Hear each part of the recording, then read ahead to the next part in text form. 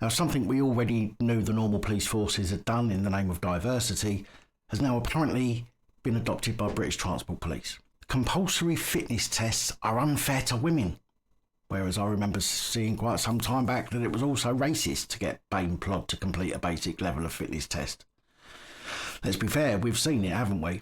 What this has led to: fat donut munching plod waddling around high streets because they don't walk around neighbourhoods anymore. More and more police in cars because they're too fat or too lazy to walk. Police using defensive weapons more and more against people who are not a direct threat because police are too unfit to manage a grapple with them or to chase them. And we've seen the result of women not having to take fitness level tests too, with women not being able to control a detainee or, again, using defensive weapons against a non-combatant. Apparently, making women reach a certain level of fitness for the police is indirect discrimination, specifically when it comes to the Bleep Test, which has been in use in police forces or other organisations where fitness levels need to be high for as long as I can remember. A Bleep Test is basically where they have to run up and down a 15-metre track for 3 minutes and 35 seconds, reaching the other end of the track before the beep. Apparently a test that women are more likely to fail than men.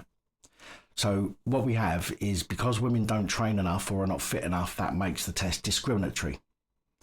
I think it just makes women not fit to be police, but then that's just me. I'm sure none of you feel the same way as I do.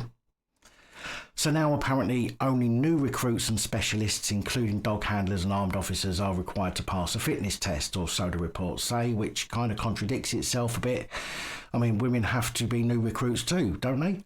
And they serve in the other specialist areas of policing, so will that make these other specialist areas of policing direct discrimination rather than indirect, because women won't be fit enough to join them? Also, it proves something to me that once a copper, they get lazy. Surely once a copper you should have, I believe, like in the olden days, a fitness class run by police on the regular.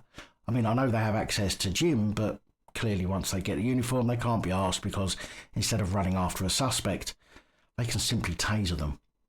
But the worst thing about this new realisation of indirect discrimination is that 50 people have now been allowed to take up public-facing roles within the police, even though they had failed their fitness test. And thankfully I'm not the only one who thinks this, and in fact a serving member of the police force has said that members of the public call the police expecting officers capable of doing the job of protecting them. It's embarrassing to see colleagues who can barely do up their stab vest, and knowing they might not even be able to manage a 2-minute jog is not just concerning, but dangerous.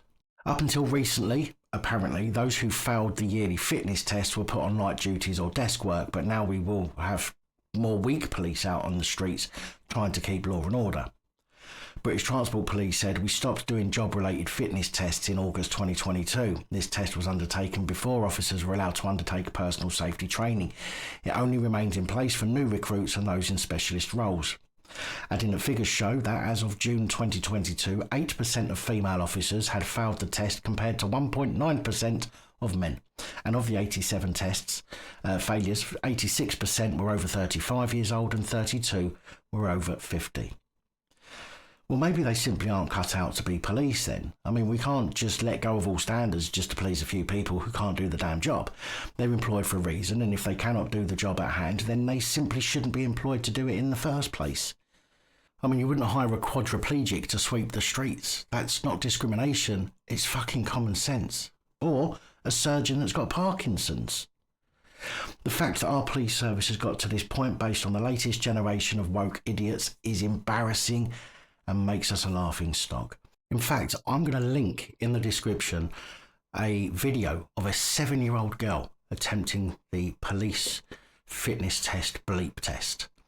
You can watch for yourself how embarrassing that our UK police are based on how well this 7-year-old child does. Just look at the American police. Most of them are built like brick shithouses from what I've seen. Many of the female plod can handle themselves too. What makes the people of Britain so different from them? Apart from the fact that many police now aren't even from Britain, but that's a whole different story.